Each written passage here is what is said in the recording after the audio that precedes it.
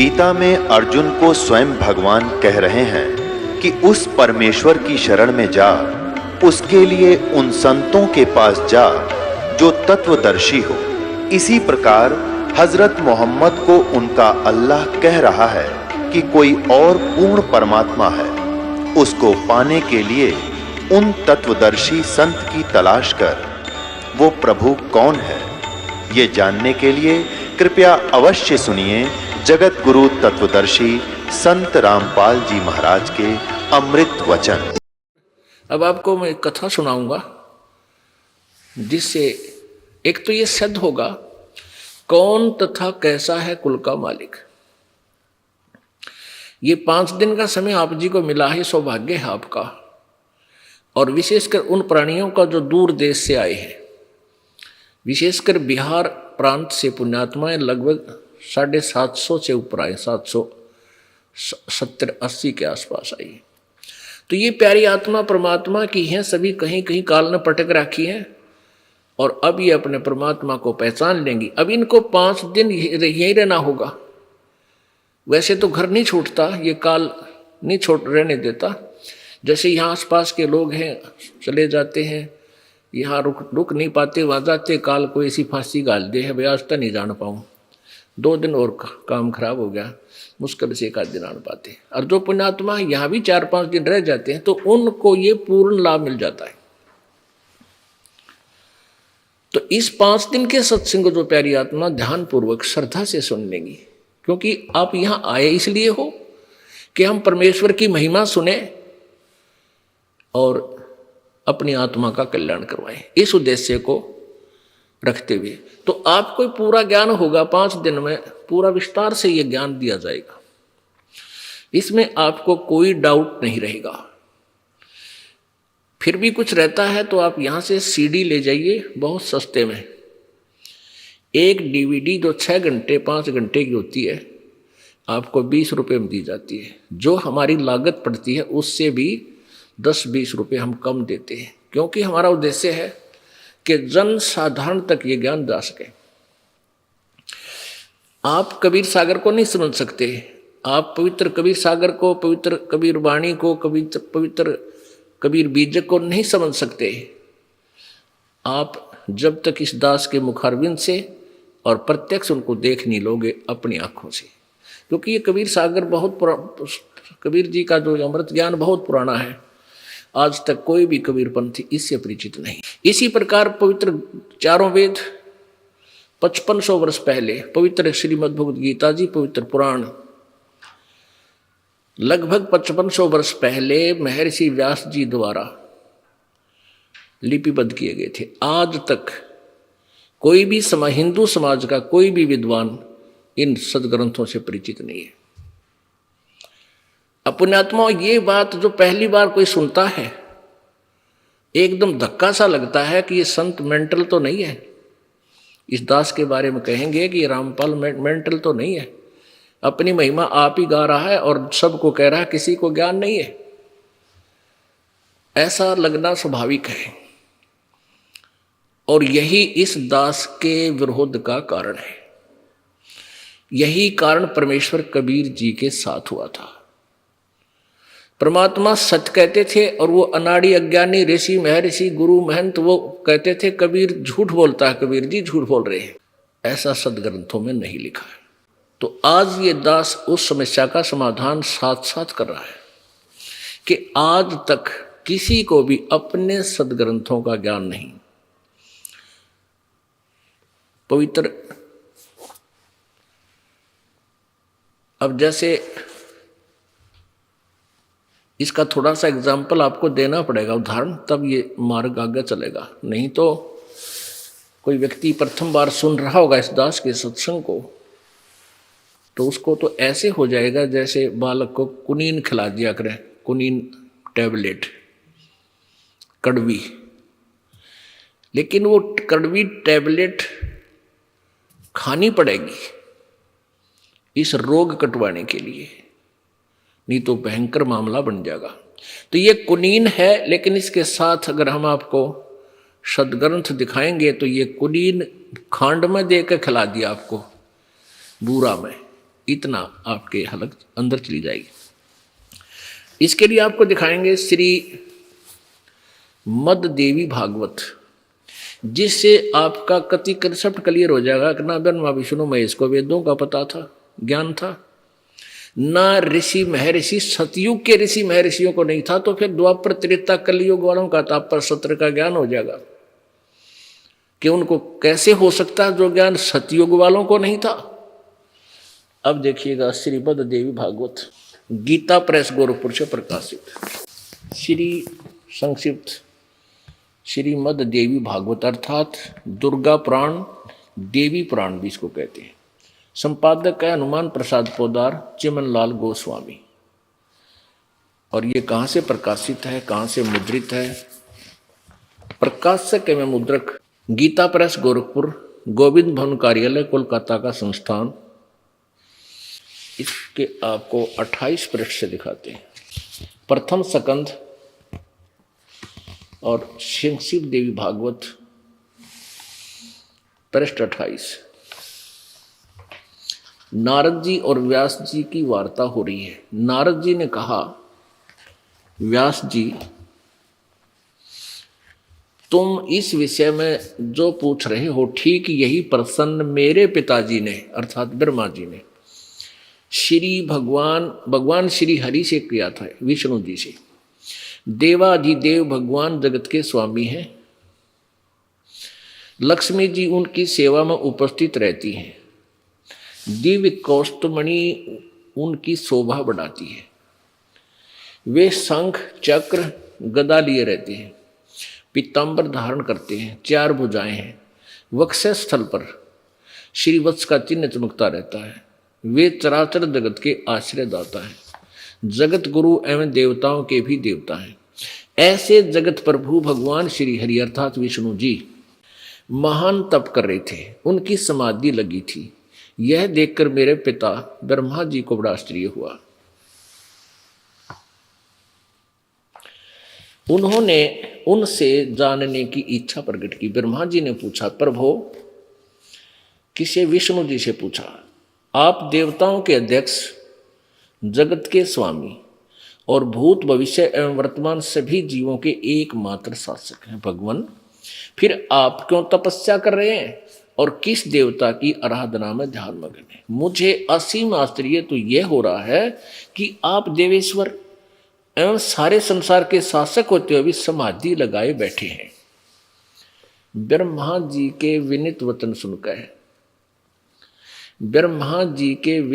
सुनकर भगवान श्री हरि, ये 29 पृष्ठ पा गया।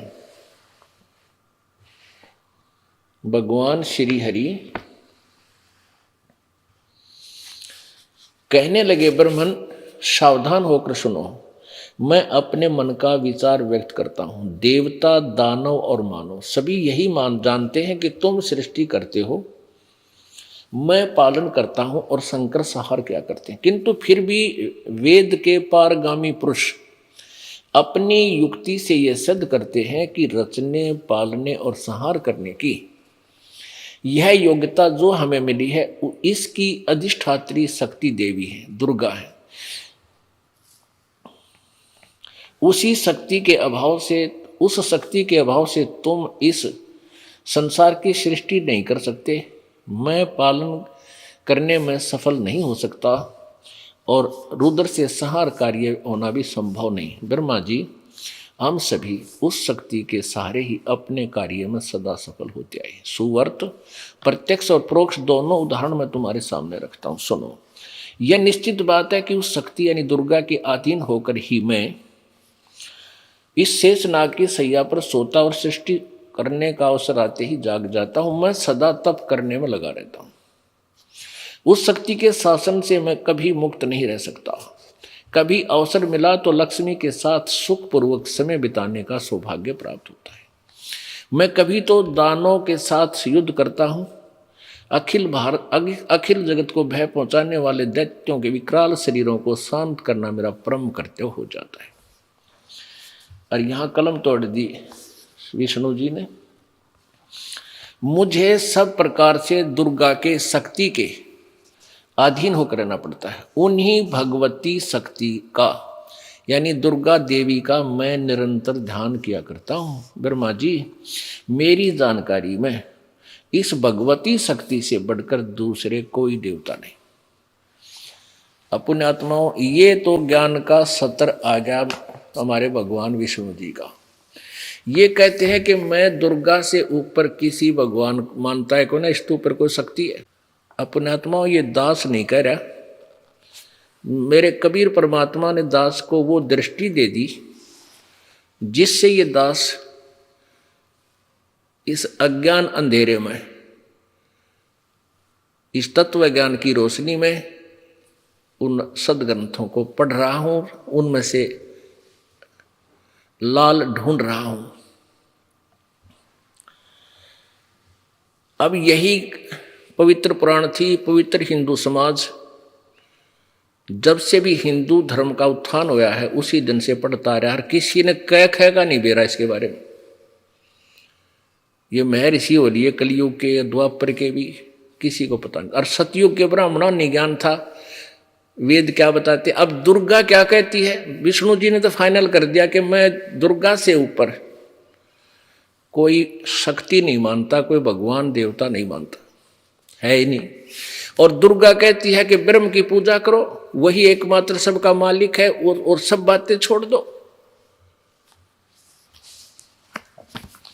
पुण्यात्माओं, आज मानव इतना इंटेलिजेंट हो गया, ऐसे कंप्यूटर बना लिए, इसे मोबाइल फोन बना लिए, इंटरनेट बना दिया, सैटेलाइट बना दी, ऊपर की खोज में लग रहा है। और यह खोज जो करनी थी उसकी तरफ ध्यान भी ना दिया। खोज तो ये करनी थी कि हम कौन है, कितना है, ये बीमारी क्यों लगी, कोई मर रहा है, किसी का हाहाकार मच रही है, किसी की टांग कट रही है, किसी की आंख फूट गई, किसी को कैंसर होगी, किसी का बेटा मर गया, किसी की बेटी मर गई, हाहाकार मचा हुआ है। ये क्या कारण है? इस खोज को भी ऋषियों ने किया, उनसे कुछ खोज हुई नहीं। तो सब इन हथियार डाल दिए, अपनी अटकल ला के कोई कुछ कर रहा है, कोई कुछ कर रहा है, और विकार भर गए सब मानव में। परमेश्वर कबीर जी ने आकर ये विज्ञान, आध्यात्मिक विज्ञान अर्थात तत्व ज्ञान, विज्ञान माने विशेष ज्ञान, उसको तत्व ज्ञान कहते हैं।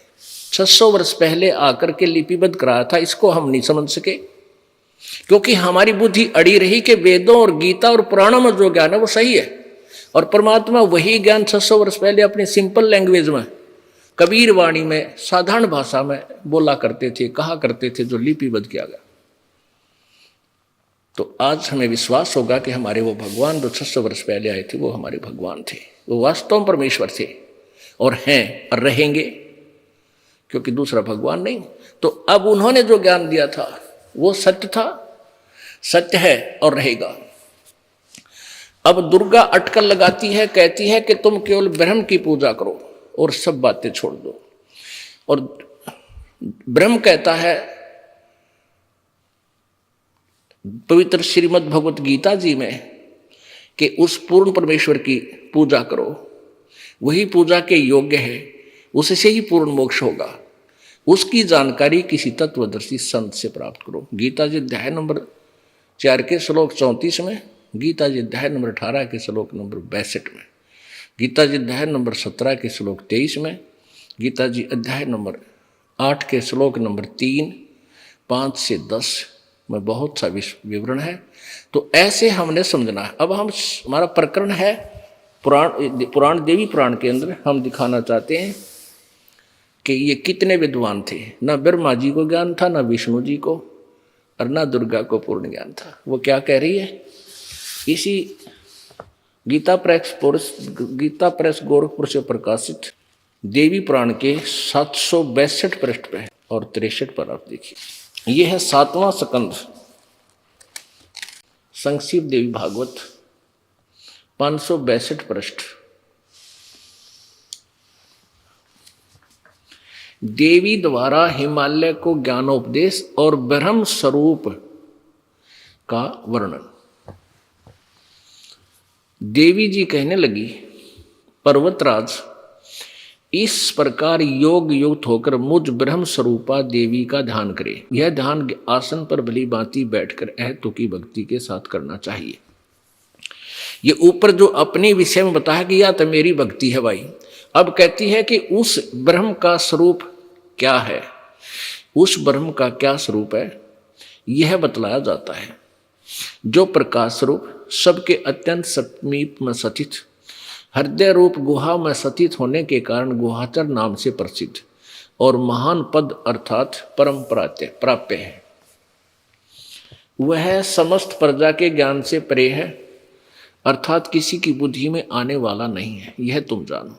जो परम प्रकाश रूप है, जो सूक्ष्म से भी अत्यंत सूक्ष्म है, जिसमें संपूर्ण लोक और उन लोकों में निवास करने वाले प्राणी स्थित हैं, वही यह अक्षर ब्रह्म है, वही सबके प्राण है, वही सबकी वाणी है और वही सबके मन है। वह परम सत्य और अमृत अविनाशी 562 पर 63 पर अमृत अविनाशी तत्व है। सौम्य उस वेदने योग्य लक्ष्य का तुम वेदन करो, अर्थात जिसको प्राप्त करना है ब्रह्म को, उसकी तरफ तू ध्यान दे, मन लगाकर उसमें तन्मय हो जाओ। सौम्य उपनिषद में कथित महान अस्त्र रूप धनुष लेकर उस पर उपासना द्वारा तीक्ष्ण किया हुआ बाण संधान करो और फिर भावनागुत चित्त के द्वारा उस बाण को खींचकर अक्षर रूप ब्रह्म को लक्ष्य बनाकर वेदन करो। अर्थात परवण धनुष है, ओम मंत्र तो धनुषम जो जीवात्मा बाण है और ब्रह्म को उसका लक्ष्य कहा जाता है। ब्रह्म उस एकमात्र परमात्मा को ही जानो, दूसरी बातें सब छोड़ दे।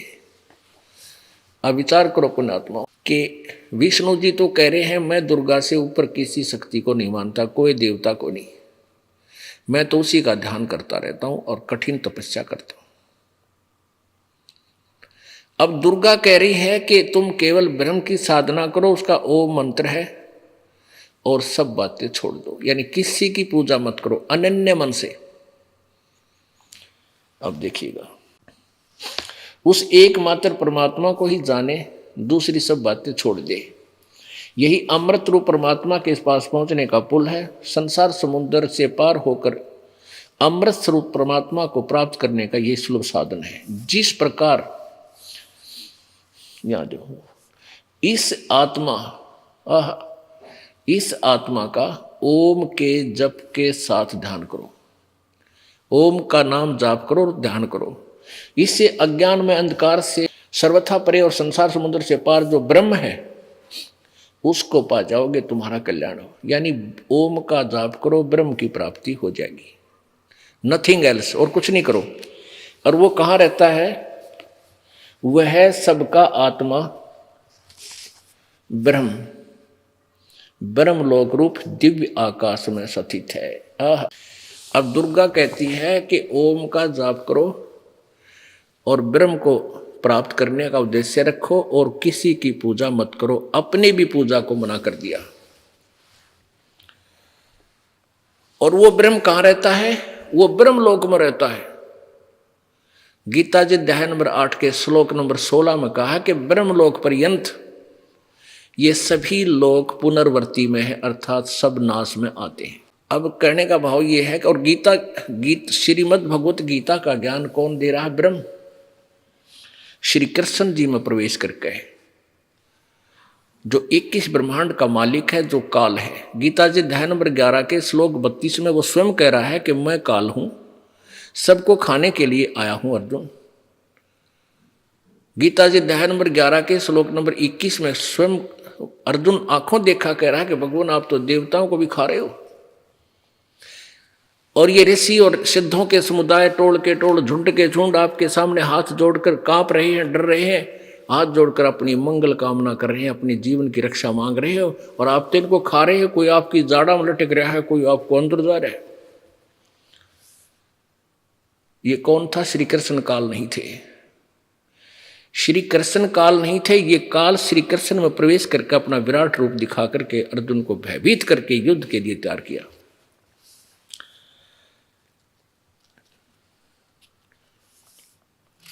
तो गीता जी अध्याय नंबर 8 का श्लोक 16 आपको दिखाते हैं क्योंकि गीता जी का जो ज्ञान है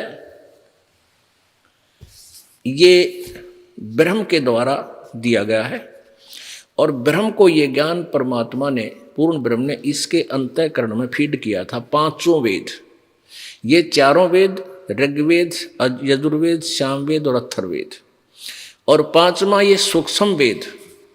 इस काल ने धोखा किया, सूक्ष्म वेद जो परमात्मा ने आके बताना पड़ा, ये इसने गुप्त कर दिया, क्योंकि इसमें इसकी क्लियर पोल खुला थी, इसको इसने नष्ट कर दिया। और ये चार वेद दे दिए जिसमें महिमा तो पूर्ण परमात्मा की है, लेकिन ब्रह्म साधना केवल ब्रह्म तक का ही ज्ञान है। यजुर्वेद अध्याय नंबर 40 के श्लोक नंबर 15 में यही कहा गया है कि उस मेरा ओम मंत्र है और इसका ओम नाम जाप करो। पहले यजुर्वेद देखिएगा, ये महर्षि दानंद सरस्वती द्वारा अनुवादित है, और ये आरएस प्रकाशक है, सार्वदेशिक कार्य प्रतिनिधि सभा में 2/5 महर्षि दानंद भवन, रामलीला मैदान, नई दिल्ली। संपूर्ण 40 अध्याय, आर्य भाषा भाष्य, महर्षि दानंद सरस्वती कृत। मुद्रक हैं Prince offset printers, 1510 foot of the house, Daryaganj, नई दिल्ली। इसमें इसके 40वें अध्याय जो अंतिम अध्याय है, 40वें अध्याय का 15वां श्लोक आपको दिखाते हैं। ये देखिएगा, यजुर्वेद भाषा भाष्य अध्याय नंबर, ये है 44वां अध्याय, 40वां अध्याय। और यहां देखिएगा 15वां मंत्र, वायु अनिलम अमृतम अथ इदम भस्मांतम शरीरम, ओम कर्तो समर, किलबे समर और कर्तुम समर। आहा, ओम करते समर, कर्तो, इसको करते भी लिखते हैं, करते। ओम कर्तो समर, किलबे समर और कर्तुम समर।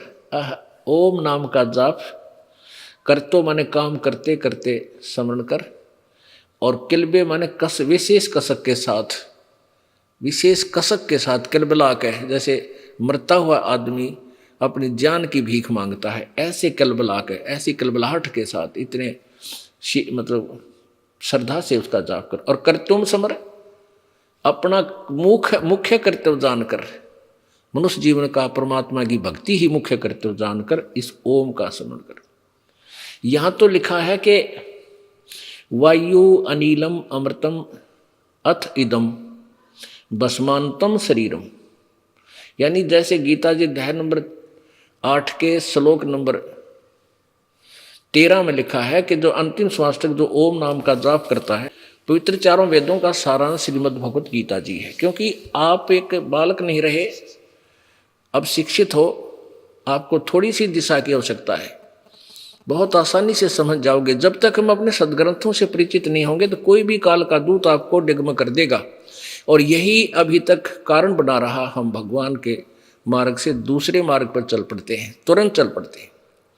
ये दास चाहता है कि आपको इतना रंग दो इस रंग में, चाहे यहाँ ब्रह्मा विष्णु महेश आकर आपको कहें तो भी आप नहीं मान सकते, उनको ज्ञान में पराजित कर दोगे। अब देखो, ये श्रीमद् भगवत गीता, गीता प्रेस गोरखपुर से प्रकाशित है, जय दयाल गोविंद का इसके अनुवादक है। ये प्रकाश एवं मुद्रक है, गीता प्रेस गोरखपुर, गोविंद मन कार्यालय, कोलकाता का संस्थान। अब इसमें आप देखिएगा, गीता जी अध्याय नंबर 8 के श्लोक नंबर 13 में ये देखो,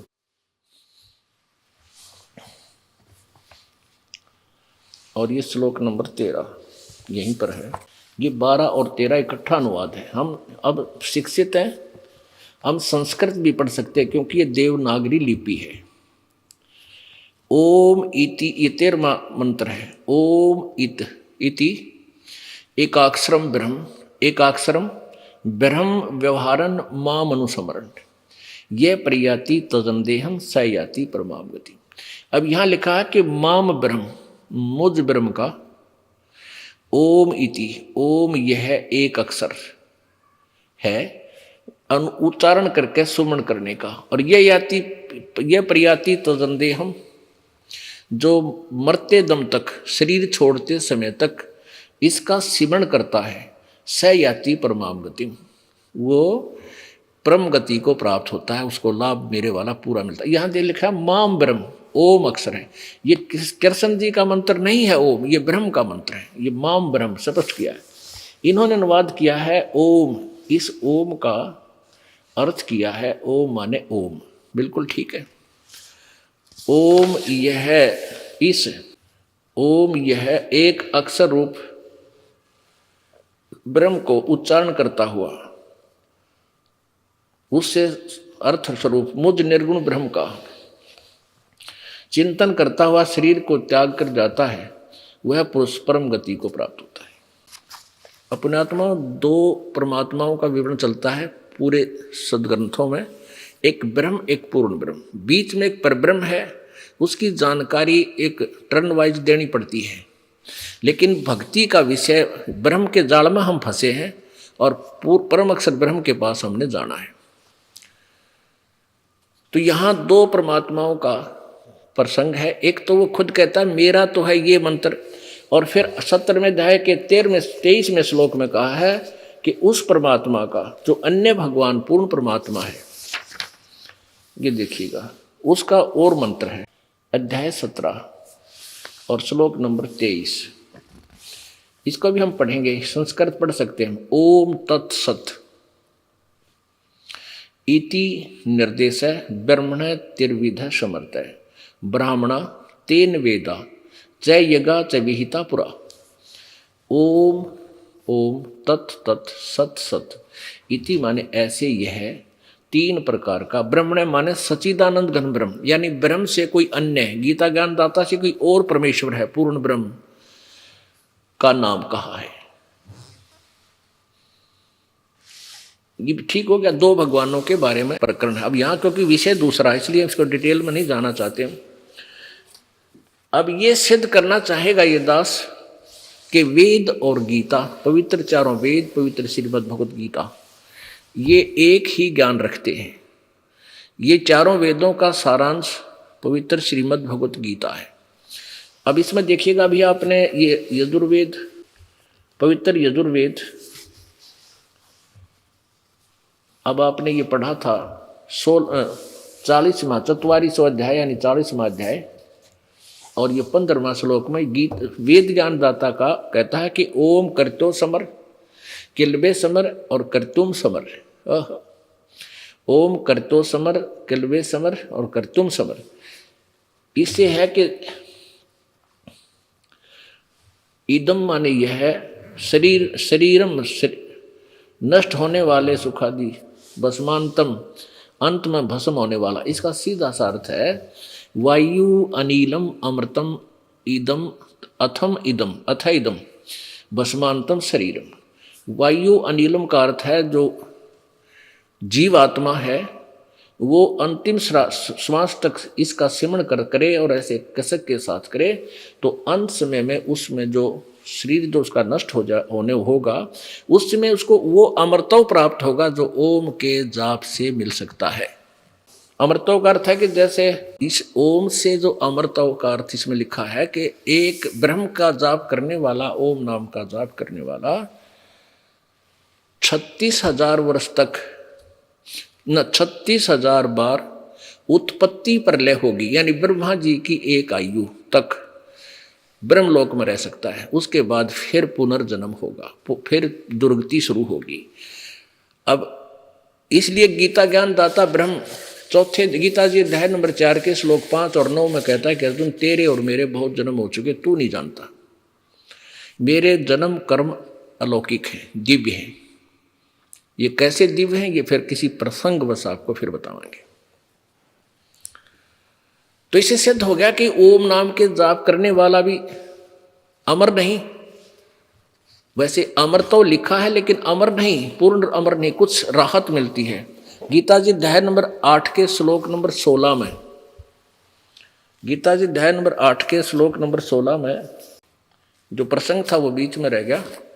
16 में दिखाते हैं कि ब्रह्मलोक पर्यंत, यानी ब्रह्मलोक में रहता देवी कहती है दुर्गा पुराण में, तो वो ब्रह्मलोक पर्यंत भी पुनर्वर्ती में है। और गीता जी अध्याय नंबर 4 के श्लोक 5 में गीता ज्ञानदाता ब्रह्म कहता तेरे और मेरे बहुत जन्म हो लिए, तू नहीं जानता मैं जानता हूं। अब देखिए इसके अध्याय नंबर 8 के और श्लोक नंबर 16 में, 13 आपने पढ़ लिया, 16 में इसमें लिखा है, हे अर्जुन ब्रह्मलोक पर्यंत, ब्रह्मलोक तक सब लोग पुनर्वर्ती में है।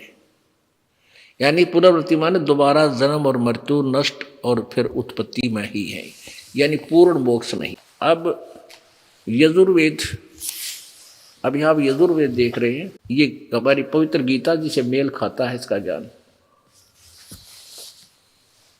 ये तो ब्रह्म का ओम नाम है, आपने पढ़ा 40वें अध्याय में, 44वें अध्याय का 15वां श्लोक जो आपने पढ़ा, इसमें स्पष्ट हुआ कि ओम करतो समर, लेकिन अनुवाद करता विचलित है। इसने क्या लिखा कि हे कर्म करने वाले जीव करतो, इसका अर्थ बनता है कि कर्तुम समर, काम करते करते सिमरण कर, विशेष कसक के साथ सिमरण कर, और हे अपना मूल कर्तव्य जान के मनुष्य जीवन का, इसलिए ओम का सिमरण कर। कर्म करने वाले जीव तू शरीर छूटते समय ओम, इस नाम वाची ईश्वर का स्मरण कर। ओम का नहीं लिखा, अनुवाद करता विचलित है, ज्ञान नहीं था इनको किसी को भी, ऋषि में ऋषि को। यहां लिखना था कि तू ओम का स्मरण कर, ओम नाम का सिमरण कर। ये कहता है कि ओ ब्रैकेट में संस्कृत लिखी है, इसका अनुवाद है इस नाम वाच्य ईश्वर को स्मरण कर, नोट ओम, बल्कि इसका जो नाम है उसको स्मरण कर। अब 17वां ये देखिए 44 अध्याय का 40वें अध्याय का 17वां, इसमें 2 परमात्माओं का जिक्र है। वेद ज्ञान दाता कहता है कि जिस ज्योति स्वरूप रक्षक मुझ से अविनाशी यथार्थ कारण से आच्छादित मुख के तुल्य उत्तम अंग का प्रकाश किया जाता है, जो वह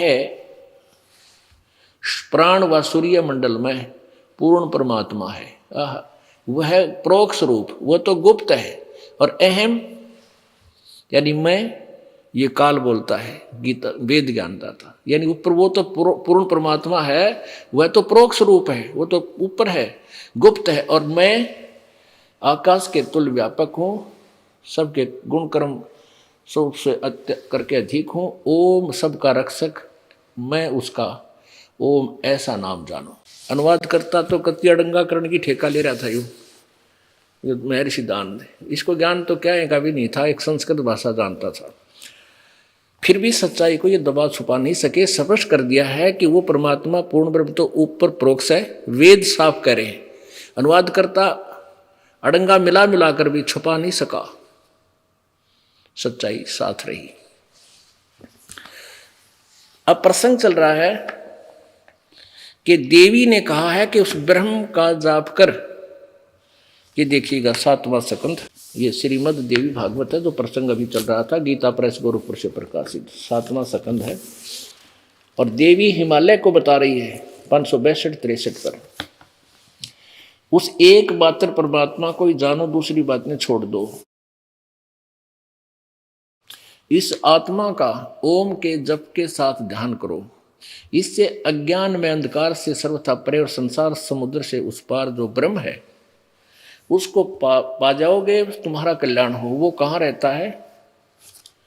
वह सबका आत्मा ब्रह्मलोक रूप दिव्य आकाश में स्थित है। That's all.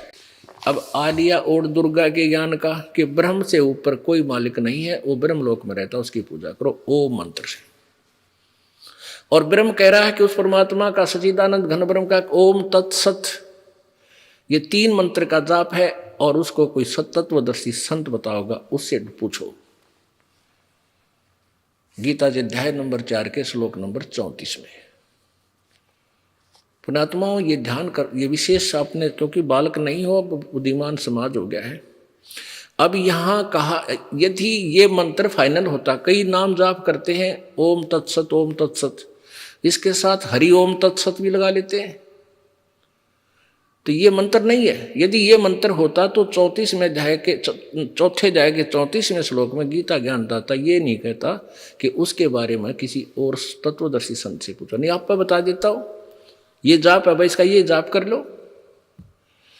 तो तत् ओम तो फाइनल है, ये ब्रह्म का जाप है, और तत् ये परब्रह्म का जाप है जो गुप्त है, ये दास बता होगा, परमेश्वर ने बताया, कबीर जी ने।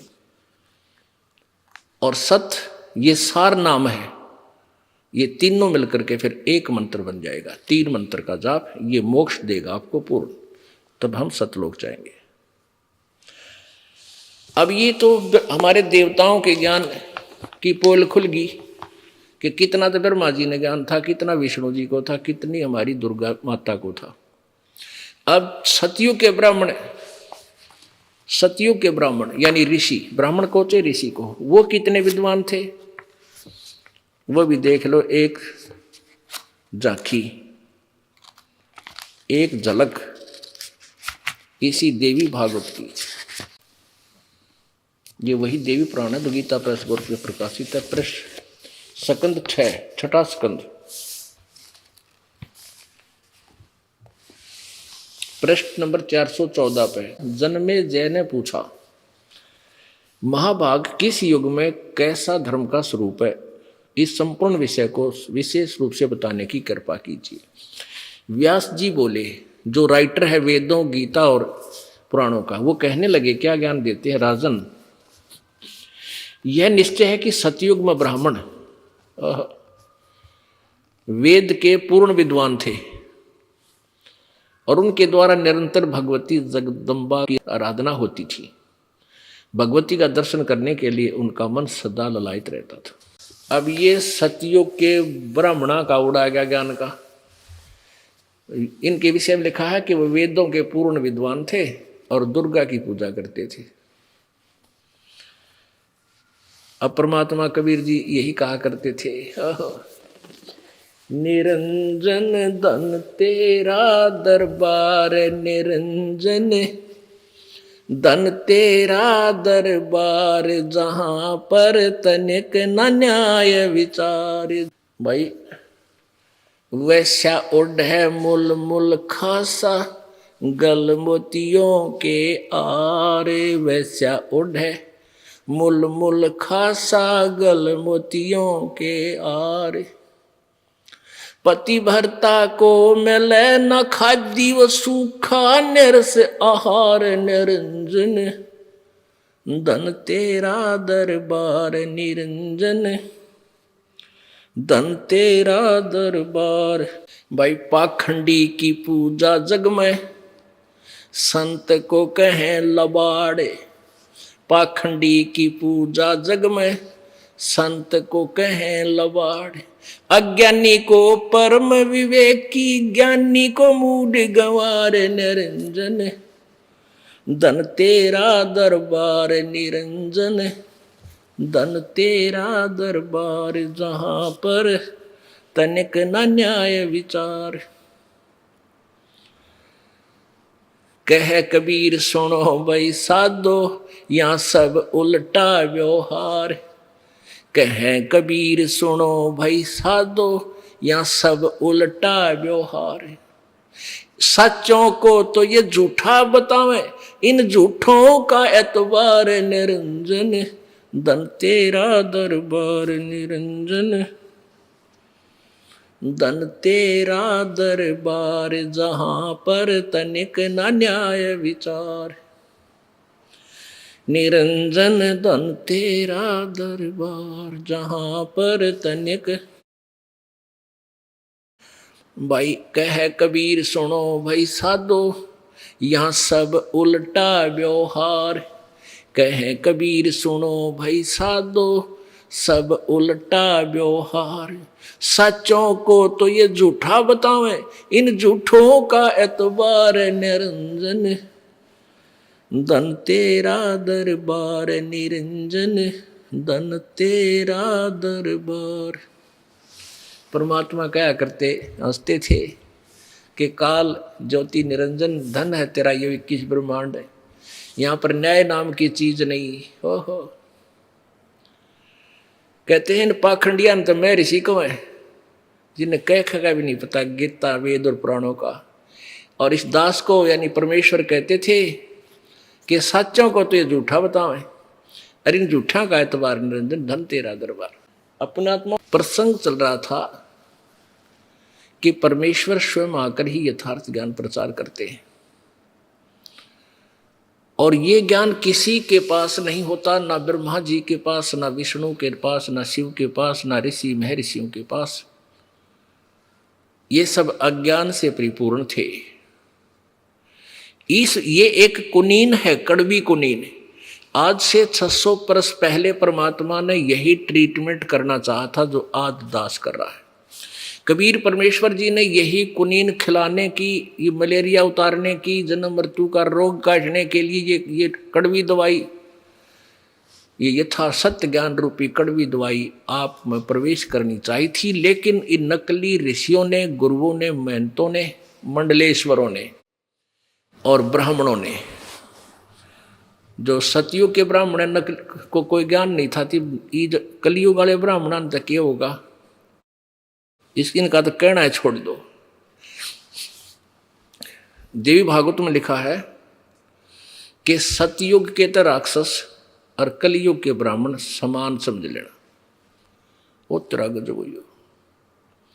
अब दास नहीं कह रहा यह, क्योंकि ये किसी कड़वी कुनीन होगी, किसी औरत चाट लिया कड़वी पावेगी।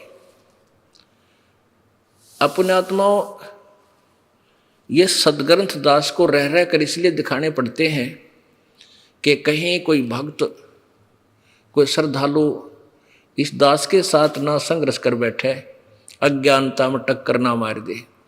एक समय अंधेरे में, रात्रि के समय, एक अंधा वृद्ध व्यक्ति हाथ में लालटेन जगाकर, जगमगाती लालटेन लिए जा रहा था।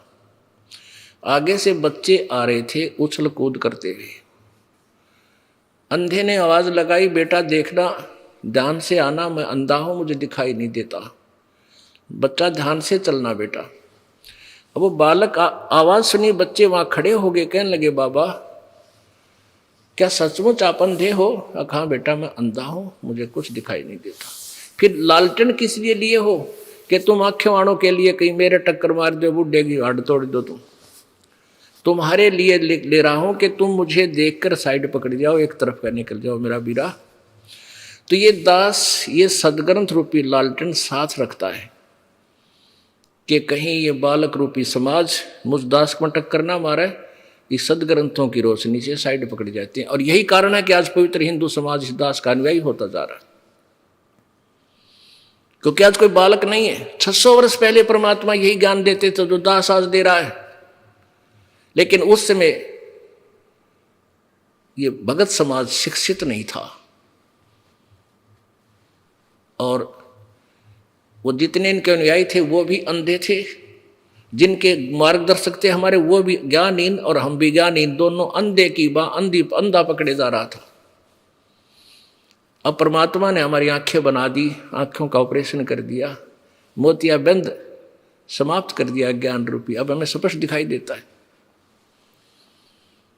तो इसलिए रह रह कर आपको सदग्रंथ दिखाए जाते हैं। अब आपको दास ये दिखाना चाहता है, ये समझाना चाहता है क्या कि वो परमात्मा कौन तथा कैसा है, कुल का मालिक, और किसने देखा, वो कहाँ रहता है, उसका वास्तविक परिचय क्या है। अब हम दो तरीके से आपको समझाएंगे, एक तो पवित्र सदग्रंथों के माध्यम से, और दूसरा प्रत्यक्ष दृष्टा जिनको परमात्मा का साक्षात्कार हुआ।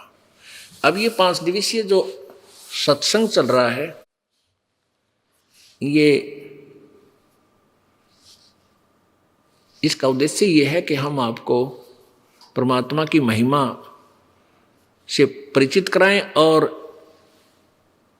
फाल्गुन उतरते की द्वादशी यानी फाल्गुन शुजी द्वादशी को वो पूर्ण परमात्मा जो बनारस में जुलाहे रूप में रहकर 120 वर्ष भूमिका करके सह शरीर आए थे, सह शरीर चले गए थे, वही यहाँ छुडानी गांव के जंगल में प्रकट हुए। अब आपको आदरणीय गरीबदास साहिब जी की कहानी सुनाएंगे, सत्य कथा। आदरणीय गरीबदास साहिब जी का मूल गांव करौथा गांव है, जिसमें इस दास का आश्रम बना हुआ आप जी का सभी का, जो अब सरकार ने अपनी कस्टडी में ले रखा है। उन दुष्ट आत्माओं की बातों में आके हरियाणा सरकार भ्रमित हो गई कि जो ये लोग दुष्ट आत्मा संत के बारे में आरोप लगा रहे हैं, झूठ बोल रहे थे वो सारी, तो उन्होंने सोचा ये सत्य होगा, इसलिए उन्होंने अचानक आक्रमण किया सरकार के सहयोग से और हमें चारों तरफ से घेर लिया। उनका उद्देश्य क्या था कि ये रामपाल का प्रचार बंद करवा जा, कहीं तुम्हारी पोल ना खुल जा। लेकिन वो इसमें सफल अब नहीं हो सकते, ये इनकी महाभूल थी, क्योंकि जिसके साथ परमात्मा है उसका कोई कुछ नहीं बिगाड़ सकता। वो तो ऐसे है जैसे अंधा गधा रेल के मार्ग में खड़ा हो पटरी पे, और पटरी पर जब रेल आ रही होती है, दूर से गड़गड़ गड़ की आवाज़ आती है, तो वो सोचता है कि कौन मुझे डिस्टर्ब करने आ रहा है, इसको पटक दूं ठाक है। तो वो क्या करता है कि जिधर से उसको शोर सुनता है रेल के आने का, उधर ही दोनों पैर कर लेता है, तैयार कर लेता है, पिना के अकाते लात मारूंगा दोनों। और वो ऐसा ही करता है, आप नहीं एक तरफ मरता उससे दूर हो लो, क्यों अंधा उन्हें दिखता है कोई ना। रेल के मार्ग में और गाड़ी से ही अपने आप को डिस्टर्ब मान रहा है, और उसके साथ ही संघर्ष करने की चेष्टा कर रहा है अंधा गधा। जब गाड़ी निकट आई तो उसने दोनों लात मारी गाड़ी के, रेलगाड़ी ने उसको पटक दिया ठाके टुकड़े टुकड़े करके। तो जो भी परमेश्वर के मार्ग में जिसने भी बकवाद की है, इतिहास देख लो आज तक। रावण ने की थी, हिरण्यकशिपु ने की थी, कंस ने की थी, सबका बक्कल उतरा, सब राजा ही थे। और अभी दिखा देंगे आपको कुछ दिनों में उन दुष्टों का क्या होगा जो परमात्मा का विरोध कर रहे हैं। लंबे लंबे कीड़े पड़ेंगे उनके, क्योंकि दास को बद्दुआ नहीं दे रहा, लेकिन आत्मा रो रही है कि ऐसे दुष्कर्म करने वालों का क्या हर्ष होता है। ये विधान है प्रभु का, सर्वविदित है, और पहले हो चुका है वो भी विदित है। तो उस करौथा आश्रम गांव में दास अपना एक आश्रम है जो अभी तक सरकार की कस्टडी में है। तो वहाँ उस गांव में हमें ये भी एक विशेष खुशी थी कि यहाँ हमारे भगवान के प्रतिनिधि यहाँ आते जाते थे। करौथा गांव का एक विशेष ये भी महत्व था। तो वो गरीबदास जी के नानके अर्थात मामा छुडानी गांव जिला झज्जर वहाँ थे। गरीबदास साहिब जी के कोई मामा नहीं था, यानी उनकी माता जी के कोई भाई नहीं था, और जमीन किसान परिवार था, धनखड़ गोत्र है गरीबदास साहिब का। और वहाँ किसान जाट परिवार में यानी उनका जन्म था। और वहाँ छुडानी में उनके मामा जी नहीं था, उनकी माता का कोई भाई नहीं था। और उनके नाना जी की संपत्ति बहुत थी, 2500 बीघा जमीन, अर्थात 13.5 पौने 1400 किले एकड़ इतनी संपत्ति थी। तो यह जानकर के उनके नाना जी ने अपने दामाद गरीबदास जी के पूज्य पिताजी श्री बलराम जी धनखड़ को अपना घर जमाई रख लिया था। वो छुडानी रहने लग गए थे और उस संपत्ति का वारिस बना दिया था। वहाँ 12 वर्ष रहते हुए हो गए थे, तब गरीबदास जी का जन्म हुआ था।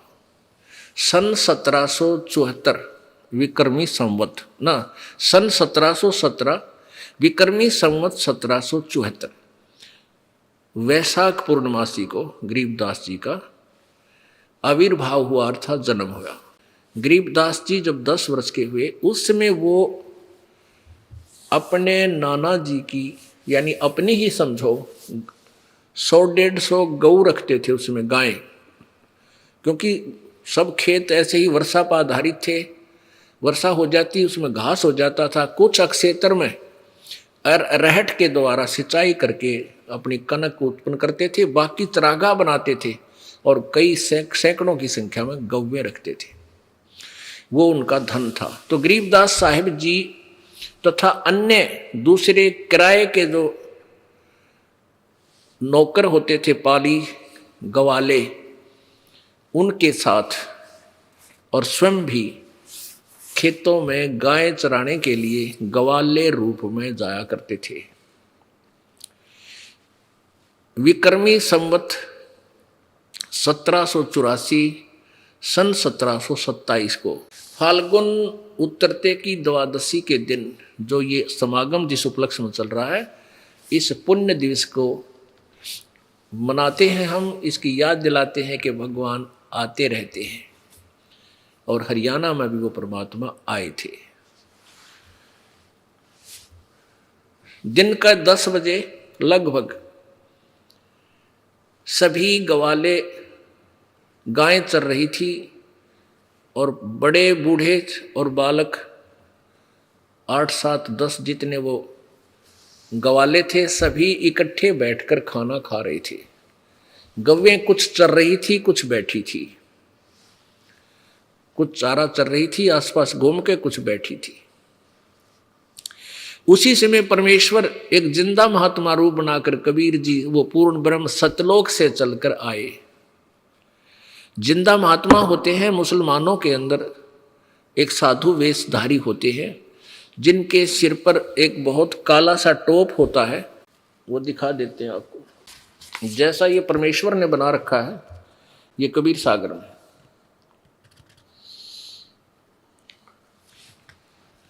ऐसा लंबा सा टोप और ऐसी वेशभूषा, और ये एक ही पूरा ओवरकोट होता है नीचे घुटनों से नीचे तक। ये ऐसी वेशभूषा बनाकर परमेश्वर पूर्ण ब्रह्म, परमेश्वर परम अक्षर ब्रह्म, वो कबीर देव कबीर साहब छुड़ानी गांव के उस खेत में, उस जंगल में प्रगट हुए। आके वहाँ प्रगट हो गए जो कबलाना गांव की सीमा के पास है, जो कबलाना गांव की सीमा के पास था, है अभी वर्तमान में है। परमेश्वर जो ही उनके पास आए साधु रूप में, सभी उसमें श्रद्धालु बहुत होते थे, संतों का आदर करते थे। सभी ने प्रणाम किया, राम राम कहा। परमेश्वर ने भी प्रत्युत्तर दिया। उस समय वो खाना खा चुके थे, फिर भी उन्होंने कहा कि महाराज खाना खाओ। परमेश्वर कबीर जी ने कहा, पूर्ण ब्रह्म ने कहा कि मैं वही खाना खाकर आया हूं अपने गांव से। बच्चों ने पूछा, पालियों ने पूछा, आपका गांव कौन सा है? कि सतलोक, सतलोक गांव से आया हूं। तो उन्होंने सोचा आसपास कहीं गांव, कितनी दूर है आपका गांव? परमेश्वर ने कहा 16 शंख कोस की दूरी पर। अब उन्होंने सुना 16 कोस, 16 कोस मीन 50 किलोमीटर, लगभग 45 किलोमीटर। तो कहने लगे बाबा जी भूख लग आई होगी आपको, खाना खा लो। महाराज बोले भाई नहीं, खाना नहीं खाऊंगा। तो उन्होंने कहा भाई दूध तो पीना ही पड़ेगा। पाली बोले बाबा जी ऐसे हम अपने अतिथि को नहीं जाने देते कुछ खिलाए पिलाए बगैर, हमें पाप लगेगा, आपको दूध तो पीना ही पड़ेगा। परमात्मा बोले भाई दूध पीऊंगा, परंतु दूध पीता हूं मैं कंवारी गाय का। अब वो पाली कहने लगे बाबा जी तेरे दूध पीने की नीत को ना, आप तो मजाक करते हो, उपहास कर रहे हो हमारे साथ। परमात्मा बोले नहीं भाई दूध पीऊंगा कंवारी गाय का। इसी वार्तालाप में कभी गरीबदास 10 वर्षीय बालक खड़े हुए, एक गाय को ले आए जो कभी नए दूध नहीं हुई थी, कभी किसी पशु जो ना सांड ने धनाई नहीं थी, अर्थात अछूती थी। कंवारी का अर्थ यही होता है। तो उसको और वो अच्छी 1.5 वर्ष की हो चुकी थी, 1.5 वर्ष की। तो उसको लाकर खड़ा कर दिया कि महाराज जी देखियो इसका बच्चा तो है नहीं, दूध कैसे देगी ये? परमात्मा बोला भाई इसके नीचे एक पात्र रखो। जो वो ग्वाले एक मिट्टी का पात्र साथ लिए हुए थे, खाली करवा दिया। कहते इसको इसके नीचे रखो, गाय की ओड़ी के नीचे, लेवटी के नीचे रखवा जी। हाथ से पकड़ लिया गरीबदास जी ने, बालक ने। कबीर परमेश्वर ने उसकी कमर पर कुंवारी गाय की कमर पर थपकी मारी। उसी समय लंबे लंबे सतन हो गए और दूध की धार निकल पड़ी। वो पात्र भर गया। जब 3-4 किलो 4-5 किलो का था, वो भर गया तो बंद हो गया अपने आप। लेकिन सतन फिर भी लंबे लंबे थे, ऐसे ही जैसे दूध देने वाली गाय के हों। वो न्यू कहने छोड़ दिया परमात्मा ने, ताकि कोई देखेगा तो इन बच्चा ने झूठा ना बना होगा, इनको न्यू ना कहेगा तुम झूठ बोलते थे। तब गरीबदास जी बालक ने लाकर कहा, ले महाराज पी लो भगवान। परमात्मा ने आधा पी लिया। आधा पीकर कहा, ले बच्चों तुम भी पी लो, पा लियो। ये यहाँ का नहीं है, ये हमारे गांव सतलोक से दूध आया इस कुंवारी गाय में, अमृत है। अब वो जो बड़े बड़े पाली थे, ग्वाले थे, वो कहने लगे हम नहीं पीवा बाबा जी, ये तो जादू जंतर का पाप का दूध कुंवारी का, हम ना पीवा। कभी उठकर चल पड़े। अब गरीबदास जी कहने लगे, महाराज ला आपका दूध कब मिले हमारे को, आपका झूठा। उन दूसरों के मन में यह आके ना जाने किस जाति का होगा, इसका झूठा दूध हम ना पी। पहले छुआछात बहुत थी। और गरीबदास बालक ने कहा, ला महाराज आपका दूध और झूठा, आपका अमृत प्रसाद कब मिले हमें। उन्होंने वो पी लिया। अब वो पी लिया तो परमात्मा ने कहा, बेटा भगवान भक्ति किया करो।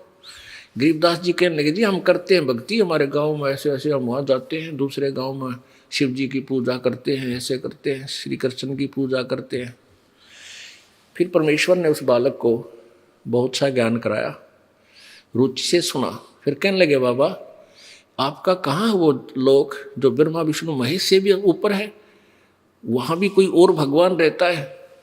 परमात्मा बोले, चल बेटा तुझे वो लोक दिखाता हूँ। क्योंकि परमेश्वर ने अपने गौ आचार करने थे।